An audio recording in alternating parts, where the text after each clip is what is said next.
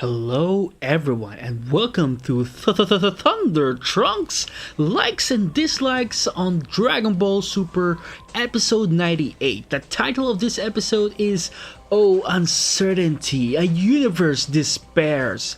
Now, I am going to discuss to you guys my likes and dislikes in this episode. What I like in this episode, Goku and Vegeta using their Super Saiyan first form before they go Super Saiyan Blue. Now, I'm happy that they're both being clever to reserve their true powers and strengths here, unlike in the previous arcs of Super Saiyan forms these days are becoming, kinda irrelevant to perform, and that they just have to go Super Saiyan Blue right all the way without needing to establish from their early transformations. Then Trio the Dangers team up. It was a very interesting moment when they combined together to beat Goku and Vegeta using the Dangers Triangle Assault. I knew that they were gonna team up, but I didn't expect that they have this an appealing strike. Then Frieza punishing one of the Universe 9's fighters as he tries to escape, only to realize he fell from the tournament platform, and thus transports him to the bench where the Kaioshins, God of Destructions, and the Angels are watching the match. No, that was a nice humor they added in this episode, and man, you don't want to mess with Frieza. If he starts gazing his eyes towards you, you know that you're in deep trouble when you encounter this mad and merciless tyrant. Then the epic Goku and Vegeta moment that is finally in the history books, where they team up together, beating the Trio de Dangers using their special signature moves, which were the Final Flash and Kamehameha attack.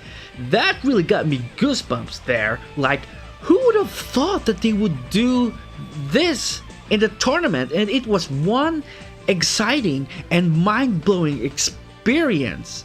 Unlike some of the Goku Black arc, most of their climactic build-up moments there were, I find it really dull and somehow annoying and boring, like, not this again. But of course, there are a few moments I love in the Goku Black arc, such as the father and son Gallic Gun moment and Vegeto's final Kamehameha attack were both phenomenal and groundbreaking. Then we proceed to the fight scene animation, which I find it very superb.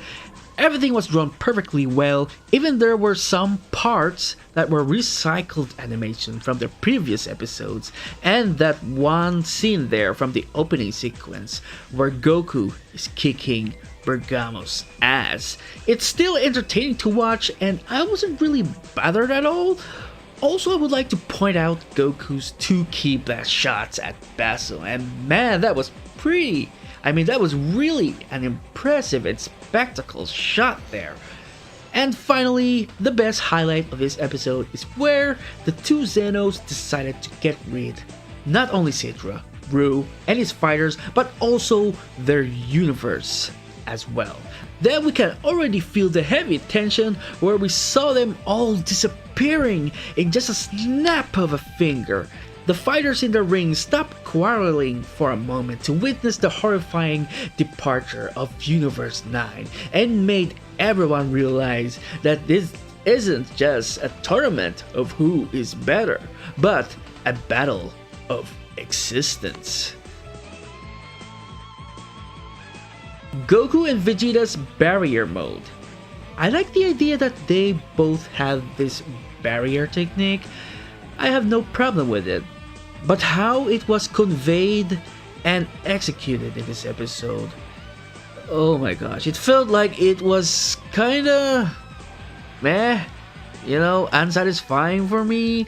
Like, how the hell did they learn that? And when did Goku mention Vegeta about Lavender's poison on his bare hands? It might be a self-explanatory to some folks out there, But for me, I think it's best that they explain how. I'm getting tired of these off-screen moments all over again. This is always the problem from Toei. Just like back in the Saiyan arc, where Goku learned the Kaioken technique out of nowhere. He never performed it at Kaiosama's place. And also the moment where Goku reveals his Super Saiyan 3 in the Buu arc. Now that was also an off-screen moment, which I find it ridiculous and made no freaking sense at all. No explanation how he achieved that form both in manga and anime. It's just pure, lazy, and bad writing there. Now for the poll question, I have an interesting question for you and I hope you're willing to participate in this poll. Who do you think is the next universe that is going to get eliminated? Leave your answer at the comment section below. My answer is either Universe 3 or Universe 4. Why? Because they both don't have any background story at all. Unlike the universes, we got to learn some participants in the tournament about their little profile from the previous episodes build up, to this tournament. So there you have it, guys. My final verdict on this episode is 8 out of 10. It's still a pretty good episode for me. If you are interested to know my predictions, you can check the link that is going to be displayed on the top right of the screen. If you enjoyed this review, then hit the like button, be sure to subscribe if you want to hear more reviews, and let me know your thoughts on this episode by leaving a feedback on the comment section below. And this is your boy, Thunder Trunks, and have a good one.